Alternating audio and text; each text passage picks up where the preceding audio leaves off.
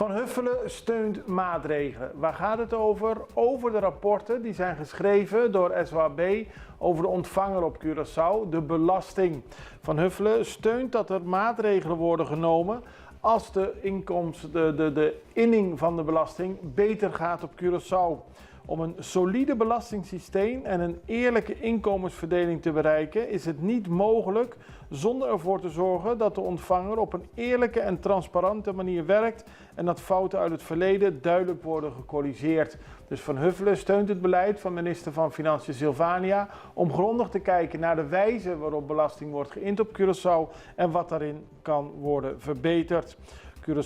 Van Huffelen gelooft dat de Curaçaose gemeenschap een serieuze actie verdient in dit corrigerende werk. In dit verband stelt de staatssecretaris voor dat de implementatie van maatregelen wordt doorgezet en ook bij een volgend bezoek van Huffelen wordt besproken. Zij heeft geen invloed op hoe het precies toegaat, maar Van Huffelen kan wel aan de minister van Financiën van Curaçao laten weten dat ze hem steunt in het beleid dat hij